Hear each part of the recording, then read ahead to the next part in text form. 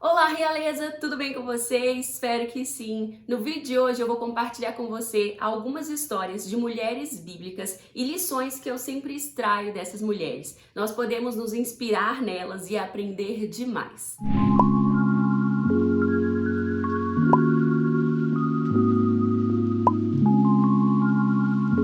E aí, realezas? Espero que esteja tudo bem com vocês. Neste vídeo eu vou compartilhar então algumas histórias de mulheres bíblicas que eu sempre me inspiro, que eu sempre aprendo muito e algumas lições que eu extraí dessas histórias. Nós estamos chegando pertinho do dia 8 de março, dependendo de quando você assistir esse vídeo, talvez já vai ter passado, né? E o dia 8 de março é justamente o dia em que nós celebramos o Dia Internacional da Mulher. Eu gosto muito dessa data porque ela possibilita, né, que a gente reflita sobre o papel da mulher, sobre o que a Bíblia diz sobre a mulher, sobre os problemas que a mulher tem enfrentado não só no século XXI, mas em todos esses anos e milênios aí da humanidade. Então eu acredito na importância dessa data e eu não gosto de deixar passar em branco. Por isso eu decidi fazer esse vídeo onde eu vou compartilhar com vocês algumas histórias e algumas reflexões. E a minha intenção é realmente que você possa se inspirar nessas mulheres. Nós vivemos em uma cultura que está sempre ditando qual é o padrão ideal, seja de corpo, seja de pensamento, de ideologia, o papel da mulher, enfim. E acaba sendo muito difícil a gente não se perder no meio de tantos padrões que às vezes nos machucam, nos maltratam quando a gente não consegue alcançar o padrão, não é verdade? E também nem sempre é fácil analisar esses padrões à luz da Bíblia para entender se eles são realmente bons ou não para nós. Por isso eu gosto sempre de recorrer à palavra sagrada e de me inspirar em mulheres que são realmente exemplos, mulheres que aprenderam com o Senhor, que foram moldadas por Ele. Por isso eu gosto tanto de ir até a Bíblia e ler a história dessas mulheres, que assim como nós cometeram falhas, cometeram seus erros, mas principalmente foram obedientes a Deus, conseguiram perceber a voz dele, mesmo em meio a tantas vozes, né, tantos vozerios em volta delas, da cultura, das pessoas, do inimigo, né, de nossas almas. Então, ir até a Bíblia, encontrar exemplos é sempre muito bom pra gente ver o que Deus tem para as mulheres, como que ele a pode usar, como que ele as ama, enfim. Então, vamos nessa? Eu espero que você goste das reflexões e aprenda também com elas. A primeira personagem que eu quero refletir com vocês hoje é Ana. Sem dúvida essa é uma personagem muito conhecida, a gente sempre estuda muito sobre ela, mas é sempre muito importante voltarmos a ela porque ela tem lindas lições a nos ensinar. Se você não se lembra, Ana era casada com Eucana e ela era infértil, não podia dar filhos ao seu marido, apesar deste ser um grande sonho do seu coração. E além dessa dificuldade de não poder ter filhos, ela ainda tinha que lidar com Penina, a segunda esposa de seu marido, que podia dar filhos a ele e que usava isso como uma desculpa para maltratar e perturbar Ana, né? Porque ela reconhecia esse como o ponto fraco de Ana. E ela fazia isso motivada também porque Eucana amava muito mais Ana do que ela.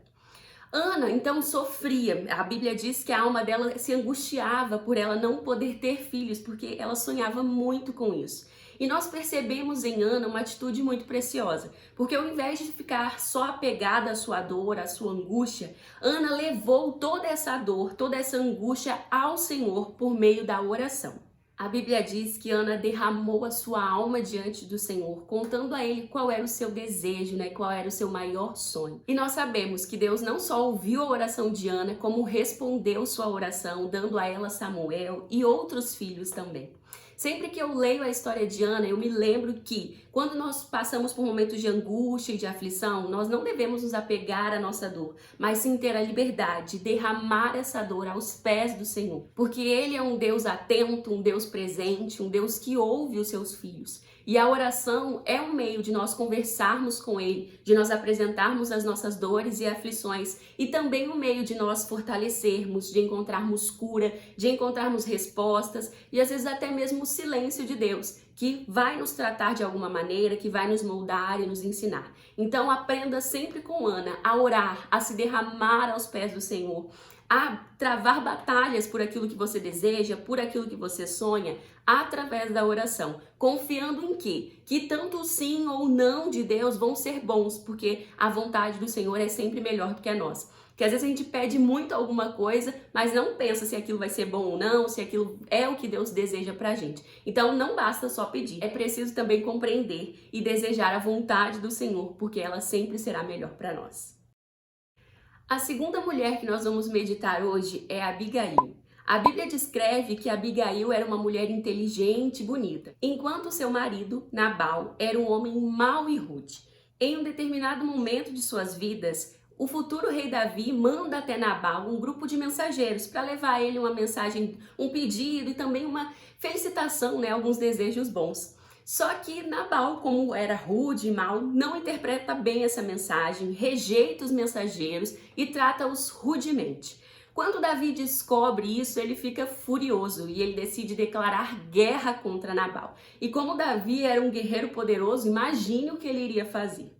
Quando Abigail descobre isso através de um servo, ela toma uma atitude diferente e ousada da atitude de seu marido. Ao invés de ser semelhante ao seu marido, de ir lá e defender a sua honra ou brigar com Davi, ela faz um caminho oposto. Ela prepara um grande banquete e vai até Davi com um pedido de desculpas. E por causa da sua fala gentil e mansa, ela consegue abrandar o coração de Davi. E ao invés de guerra, ela leva paz para sua casa. Algum tempo depois, o seu marido vem a falecer e Davi decide se casar com Abigail, que aceita o seu pedido. Através de Abigail, nós aprendemos a importância de ter uma fala mansa, de se conter, de ser uma apaziguadora. Às vezes, durante as situações, o nosso sangue ferve e a vontade é bater boca, resolver o problema, não levar aquele problema para casa, né? Mas resolver aquilo ali mesmo.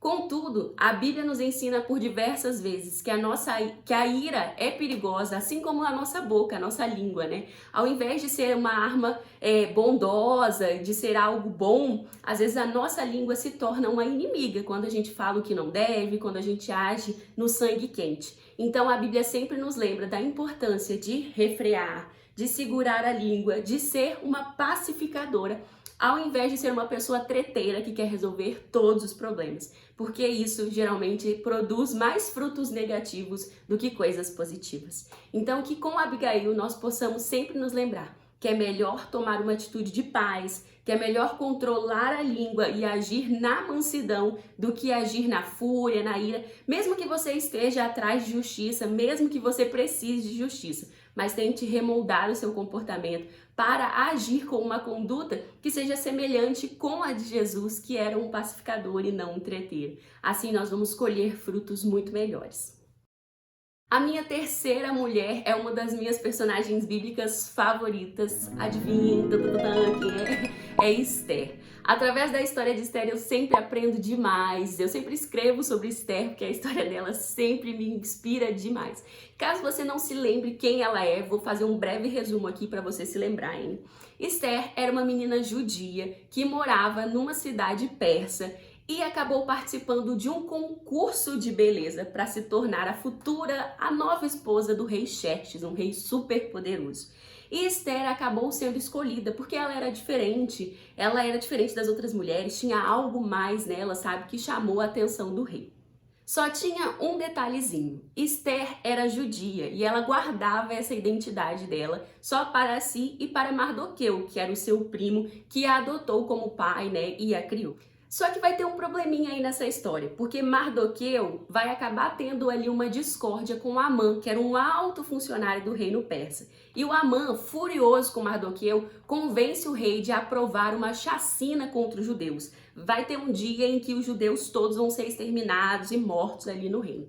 E é nesse momento que Mardoqueu, como um servo de Deus, decide agir ao lado de Esther para impedir esse plano maligno, esse plano terrível. E aí Mardoqueu é uma figura muito importante para alertar Esther, para incentivá-la a ser corajosa, sabe? Para tomar uma atitude que mude isso. Como Esther está em uma posição de influência, uma posição poderosa, claro que como rainha ela não tinha tanto poder assim, porque quem ditava tudo ali no reino era o rei mesmo, mas ela podia usar a posição dela a seu favor para salvar o povo judeu. E é exatamente isso que Mardoqueu incentiva Esther a fazer. E como nós sabemos, Esther decide dar um passo de coragem e buscar em Deus a força necessária para tentar mudar os planos do rei. Toda vez que eu olho para a história de Esther, eu aprendo mais um pouquinho sobre a importância de dar passos maiores. Muitas das vezes Deus nos coloca em lugares de influência, em lugares importantes, para que nós venhamos a fazer a diferença, para que nós venhamos olhar para o próximo, para que nós venhamos evangelizar, dar um passo importante em direção ao plano, ao propósito de Deus. E nessas horas nós não podemos olhar para o medo, para nós mesmas, para a nossa zona de conforto, né? Não podemos nos apegar na zona de conforto, mas sim dar o passo de coragem, de fé necessários. Então que nós possamos nos inspirar em Esther, que usou o seu lugar de influência para um propósito maior, para a vontade de Deus, e assim permitiu que o povo judeu não se perdesse, né? O povo que dá a linhagem a Jesus. Se eles fossem exterminados ali, isso dificultaria um pouco os planos de Deus, mas é claro que ninguém brinca com o Senhor e Ele sempre dá a provisão necessária para que a história siga o seu rumo, para que os planos dele se concretizem. Então que a gente possa sempre se inspirar aí na coragem, na obediência e na disposição de Esther. A próxima personagem que eu queria meditar com vocês é Dorcas. Ela aparece bem rapidinho ali no livro de Atos, mas a história dela também é muito poderosa. Dorcas é descrita por Lucas, né, o autor de Atos, como uma discípula que praticava boas obras e que dava esmolas às pessoas. Só que Dorcas ficou doente e ela acabou morrendo. E quando ela morre, as pessoas que ela servia, que ela havia ajudado, sofrem demais por sua morte, ficam ali, né, pranteando e demonstram o amor e o carinho que tinham por ela, por aquela mulher que fez tanta diferença na vida daquelas pessoas. Enquanto as pessoas estão ali em luto, sofrendo pela morte de Dorcas, alguns homens chamam o apóstolo Pedro para que venha orar por ela. E quando ele ora por aquela mulher, ela é ressuscitada.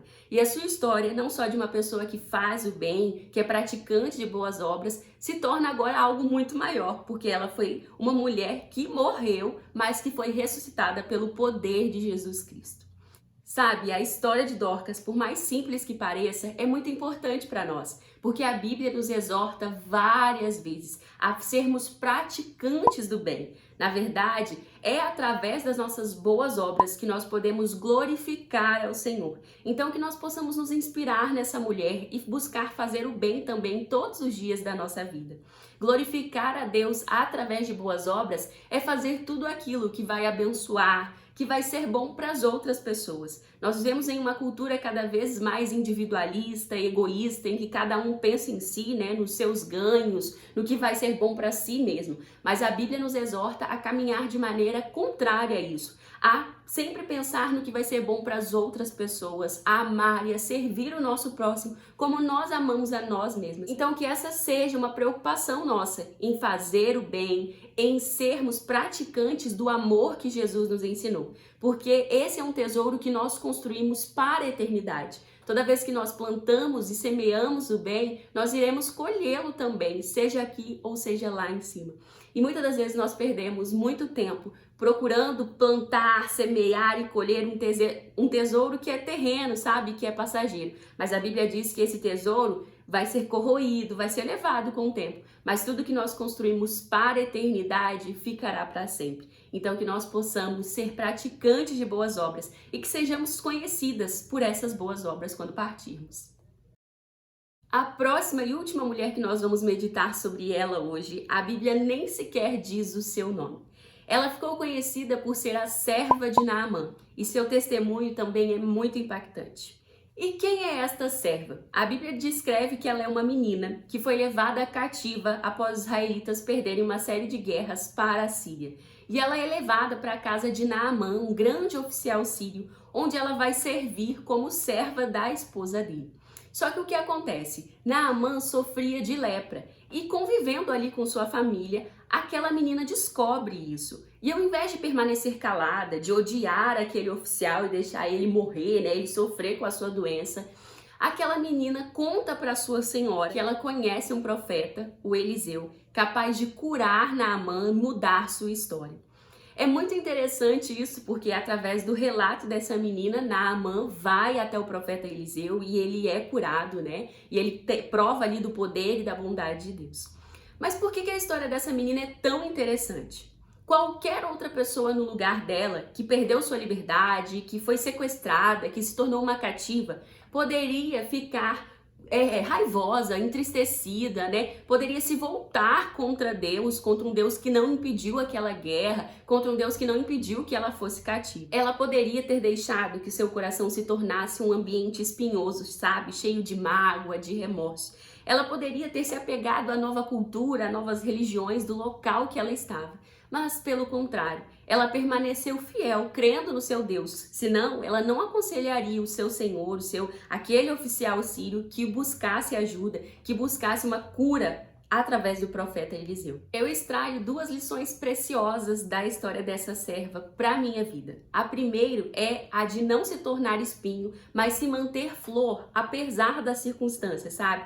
Manter o nosso coração puro, o nosso coração crendo e confiando em Deus, apesar das circunstâncias adversas que nós nos encontramos, nos deparamos às vezes. Não deixar que as circunstâncias façam mal ao nosso coração é muito importante. Compreender que aqueles processos são necessários, que podem ser escola para nós, que podem nos moldar, é muito melhor do que deixar que eles sejam um ambiente de sofrimento, de dor e de escurecimento do nosso coração. E a segunda lição que eu aprendo com essa menina é não se deixar levar pelo ambiente. Como eu disse no início do vídeo, nós vivemos em uma cultura que está sempre estabelecendo padrões, ideias, ideologias, filosofias de vida, estilos de moda, comportamento, do que a gente deve pensar, como deve viver.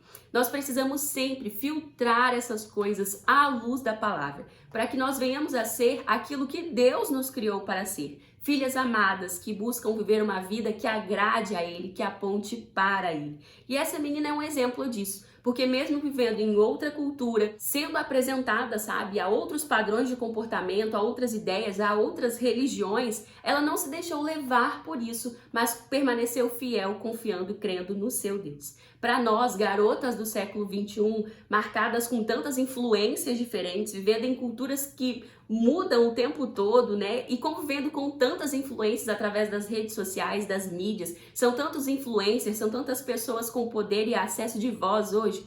Nós precisamos aprender isso, a filtrar à luz da palavra aquilo que nos inspira, aquilo que nos direciona, aquilo que nós usamos como molde, como padrão. Que nós possamos ter sempre boas pessoas, pessoas que são imagem e semelhança de Jesus, como o nosso padrão, como a nossa inspiração.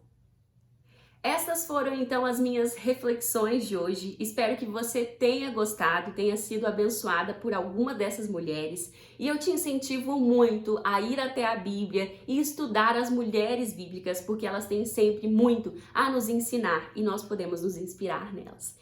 Eu desejo a você, então, um feliz Dia da Mulher. Não esqueça de onde está o seu valor, que é em Deus. Não esqueça que você é uma mulher amada e projetada pelo Senhor e que a opinião dele é a que mais deve importar na sua vida, amém? Aproveite este dia, reflita bastante e descubra cada vez mais o amor do Abba por você. Antes de ir embora, deixa aí nos comentários qual é a sua mulher bíblica favorita e qual lição ela traz para sua vida, tá bom? Não esqueça também de curtir o vídeo e de se inscrever no canal caso você não seja inscrito. E antes de ir embora, deixa eu dizer que se você gosta desse conteúdo, gosta de se inspirar na história de outras mulheres, tem uma playlist aqui no canal com testemunhos, com histórias de outras mulheres bíblicas e também uma com mulheres atuais, tá bom? Vou deixar aqui nos cards para você acessar, para você poder aprender mais também. Eu espero que esse conteúdo abençoe a sua vida e faça diferença aí no seu dia a dia. Deus te abençoe, obrigada por me acompanhar, por estar aqui até o final e que nós possamos nos encontrar no próximo vídeo, se Deus permitir. Um beijo e tchau, tchau. Graça e paz.